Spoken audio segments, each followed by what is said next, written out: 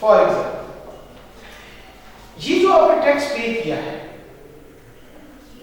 7299200 का, इनमें से किसी स्पेसिफिक इनकम को जनरेट करने के लिए किया है? ये सब के लिए कितनी कैटेगरीज की इनकम है हमारे पास? दो है। टैक्सेबल ऑफ जीरो रेटेड, दो कैटेगरीज में हमारी टोटल इनकम डिवाइडेड है, दो में है। ऐसी बात है क्या? ये जो एक्सपेंस किया है इनमें से किसी एक स्पेसिफिक इनकम के लिए है या दोनों के लिए? दोनों के लिए। तो आप इसे क्या लिखेंगे? कंपोजिट। ठीक हो गया? इस पे कोई टैक्स पे किया? नहीं, खत्म। इस पे टैक्स पे किया? क्या ये किसी स्पेसिफिक सप्लाई के लिए कंपोजिट है? कंपोजिट है, शाबाश। ये यूटिलिटी बिल पे टैक्स पे किया? क्या किसी स्पेसिफिक सप्लाई के लिए कंपोजिट है? कंपोजिट है, शाबाश। ये सप्लाई टैक्स पे किया किसी स्पेसिफिक सप्लाई के लिए किया या कंपोजिट है? ये भी कंपोजिट। अब रूल लिखते हैं कि इनपुट टैक्स यहां पे सिर्फ वही माइनस हो सकता है जो अपॉर्शन होगा, कंपोजिट नहीं होगा। इनपुट टैक्स ब्रैकेट में लिख रहे हैं apportion specifically for taxable supplies. सिर्फ कौन सा इनपुट माइनस हो सकता है? एक तो नंबर 1 जो क्या हो? अपॉर्शन हो, और नंबर 2 किससे रिलेटेड हो? टैक्सेबल सप्लाई से। ये लिख लें, लाइन लिखेंगे। हालांकि हम परचेजेस की बात कर रहे हैं, इनपुट की बात कर रहे हैं, वर्ड क्या यूज हो रहा है? टैक्सेबल सप्लाईज का। ये कंफ्यूज नहीं करना। देख लें कि सिर्फ वही एक्सपेंस माइनस करने की इजाजत होगी जो स्पेसिफिकली अपॉर्शन होगा किसके साथ? टैक्सेबल सप्लाईज के साथ स्पेसिफिकली अपॉर्शन होगा। तो ये सारे टैक्स क्या है? कंपोजिट है। हमें क्या चाहिए? अपॉर्शन चाहिए। ये कितनी तरह की इनकम जनरेट करने के लिए किए गए? दो तरह। तो हमें इस पूरी को कितने हिस्सों में डिवाइड करना चाहिए? दो में डिस्ट्रीब्यूट। तो अब हमारी वर्किंग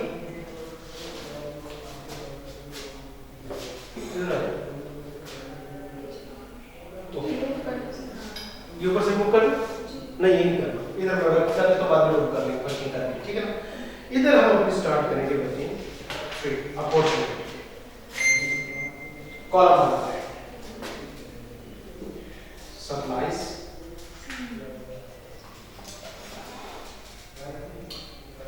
वैल्यू ऑफ सप्लाईज, दूसरा कॉलम, और तीसरा column share of input tax. क्या? Share of input tax. Supplies कितनी तरह की है? दो तरह की। आप इन चारों, वैसे तो 4 हेडिंग्स के अंदर चारों को अलग-अलग करके भी यहां लिख सकते हैं, कोई फर्क नहीं पड़ता। या दोनों कैटेगरीज में कंबाइन करके टैक्सेबल अलग एक कर दे और जीरो रेटेड अलग एक, ठीक है? तो हम कंबाइन करके जगह पर टैक्सेबल सप्लाईज टोटल निकाल के देंगे। टैक्सेबल सप्लाईज टोटल कितनी है? सप्लाईज की वैल्यू ऑफ क्या है? ये देखिए, value of supplies, not value of tax, value of supplies 3.2, 3.6 और 2 लेफ्ट 7 जीरो रेटेड भी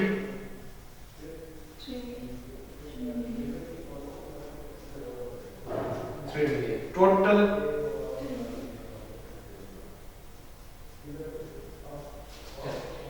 ऐसी बात है। कॉलम सेट हो गया। ओके, इनपुट का आपने क्या करना है? सबसे पहले टोटल इनपुट लिखना है। टोटल इनपुट टैक्स कितना है? 1299900। ये जो एक्सपेंस किया आपने कितनी इनकम जनरेट के लिए किया, करने के लिए किया? दो हिस्सों में डिवाइड कर। फॉर्मूला क्या था?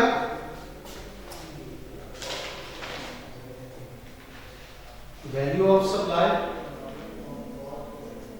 Divided by total value of supply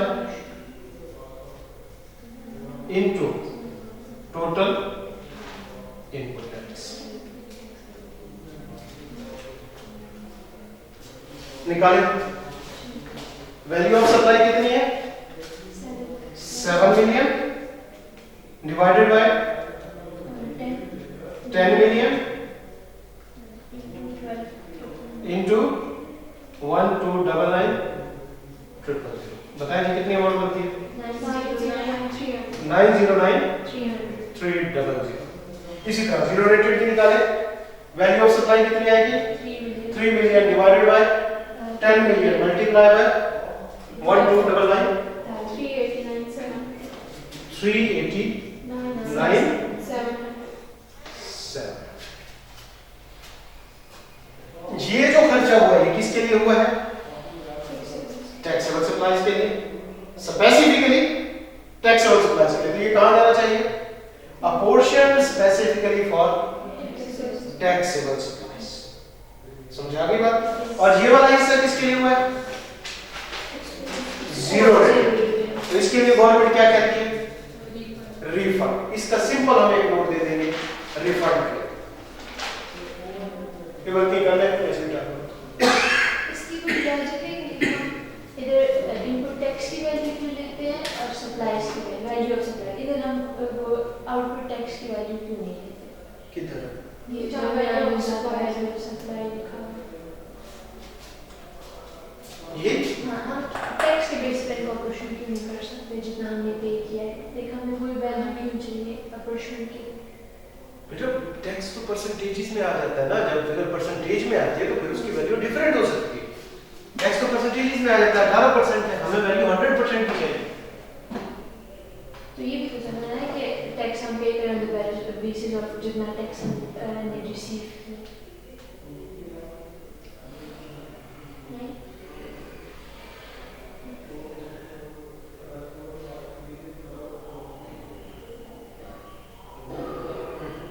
value of supply पे चलेंगे। वैल्यू ऑफ सप्लाई पे चलेंगे, टैक्सेबल उस पे नहीं चलेंगे। उसके रीजन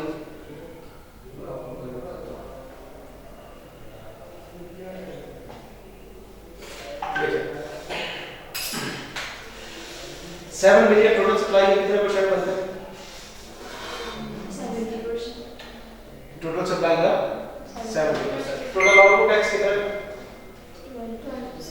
12.6। इसका निकाले टैक्सेबल का जो आउटपुट है ये कितने परसेंट बनता है? रुके ना अंदर में आउटपुट 100%। टैक्स तो सिर्फ किसके ऊपर है? टैक्सेबल सप्लाई पे है ना। हमने तो जीरो को भी देना ना। जीरो की कोई फिगर है यहाँ पे? क्या शेयर होगा इसका? एग्जाम्पल की कोई फिगर है? क्या शेयर होगा इसका? जीनियस इंसान। अच्छा कर लिया नोट? तो अब ये जो वर्किंग है, वर्किंग 3 इधर भी आप वर्किंग 3 देखो 2 नहीं है। और ये फिगर कितनी आ गई? अच्छा अब ये अब यहाँ पे क्लियर नहीं होगा। इसको मैं बिठा दूं? रेस कर दूं? अच्छा ठीक है, मैं फिर से रेस करता हूँ। अब यहाँ पे एक और वर्किंग है जिसमें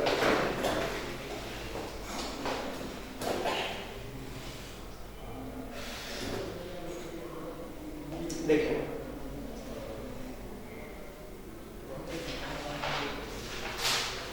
जितना आप टैक्स रिसीव करते हैं कस्टमर से और जितना आप टैक्स पे करते हैं, आइडियली जो टैक्स रिसीव किया है वो ज्यादा होना चाहिए, जो पे किया है वो ज्यादा होना चाहिए। जो रिसीव किया है, लेकिन 100 की चीज खरीद के आप आगे 100 की बेचेंगे, 110 की बेचेंगे, तो जो टैक्स रिसीव करेंगे वो ज्यादा होगा और जो पे करेंगे पीछे 100 की खरीदते हुए वो कम। मतलब आइडियली यही होना चाहिए कि इनपुट टैक्स कम होना चाहिए और आउटपुट ज्यादा होना चाहिए। लेकिन क्या हमेशा ऐसे ही होता है? क्यों? क्या रीजन हो सकती है कि आउटपुट टैक्स कम हो जाए और इनपुट ज्यादा हो जाए?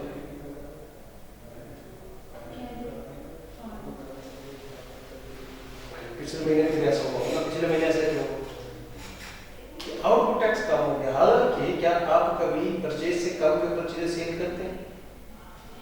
आइडियली सिचुएशन देखी जाए, कभी कभार हो सकता है कि आपको ये परचेज से कम हो, उस प्राइस से कम पे आपने सेल कर दिया। देखिए ज्यादातर रीजन इसकी ये होती है कि आपने चीजें खरीद तो ली, लेकिन आपने वो सारी सेल नहीं की। आपने 1 लाख की चीजें खरीदी, समझिए, और उसके ऊपर टैक्स 1 लाख के हिसाब से पे कर दिया 18,000, और सेल आपने की 50,000 की, बाकी आपकी इन्वेंटरी में पड़ी है। तो जो रिसीव किया टैक्स को क्या किया? कम किया। हालांकि आइडियली आपको सेल कर देनी चाहिए थी। तो इस सूरत में आपका आउटपुट टैक्स कम होगा और इनपुट ज्यादा होगा, तो गवर्नमेंट कहती है ना पाओगे। ऐसा नहीं,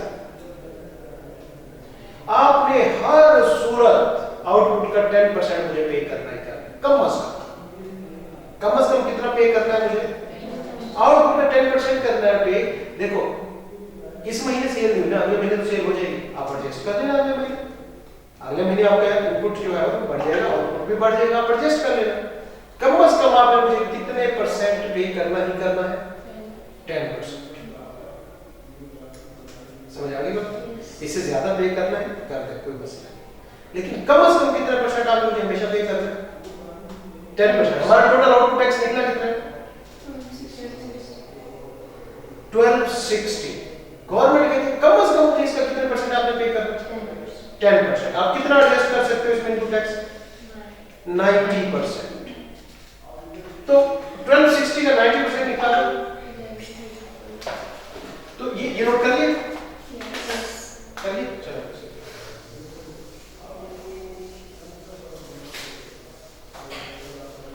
ओके। तो एडजस्ट जब आप करते हैं तो यहां पे आपने लिखा होता है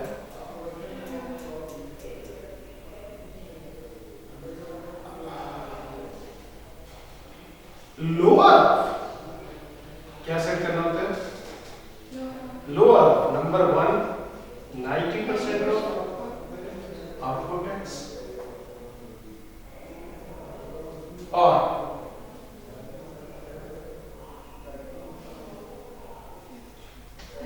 एक्चुअल इनपुट। ऐसी बात है, एक्चुअल इनपुट रिलेटेड टू किससे रिलेटेड?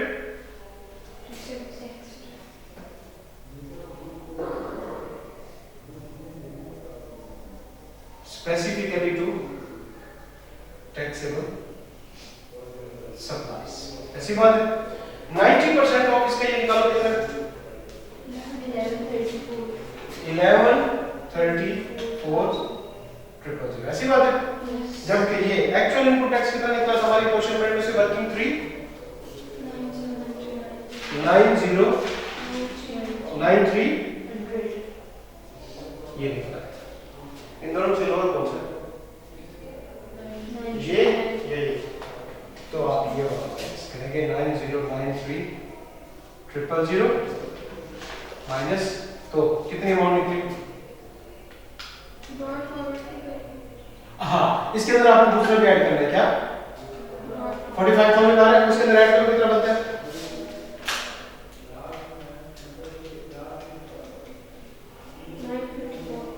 जी 954,300 वो मिला के इसके अंदर बनता है, तो ये फिर भी इससे कम है, तो एक्चुअल पे जाएगा 954,300। बताइए सेल टैक्स पे पर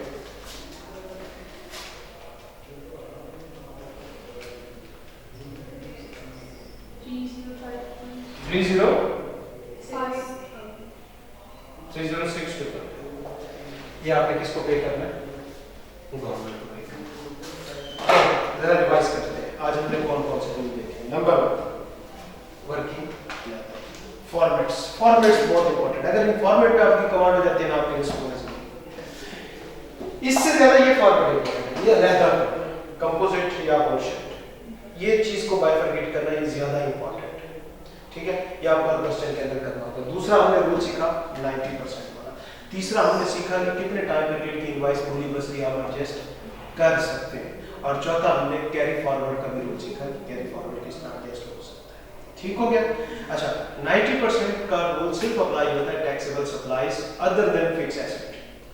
अगर फिक्स एसेट के ऊपर कोई आपने टैक्स पे किया है इनपुट, तो उसको हमेशा आपने अलग रखना है और वो सारे का सारा इन्वेस्ट कर देगा। समझ आ गया?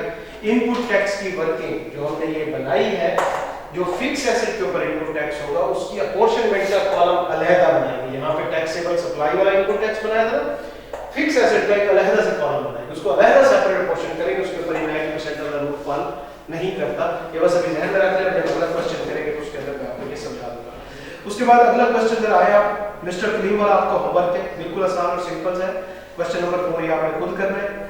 उसके बाद जुबैर एंटरप्राइजेज में taxable register, sale of goods to unregistered person, less trade discount, export good to Saudi Arabia, payment to purchase raw material for manufacturing, payment to charger for exports. ठीक है, हाँ ये मजे की चीज है। ये वाला क्वेश्चन आपने पढ़ के आना है, कोशिश करना है करने की। क्वेश्चन नंबर 5 जेड है, नहीं तो कल हम इंशाल्लाह इसे क्लास में करेंगे। एक बार पढ़ना जरूर है, इसके अंदर बहुत ज्यादा नॉलेज है। ठीक है, बहुत सारी चीजें इसके अंदर कवर अराउंड जो आपके पेपर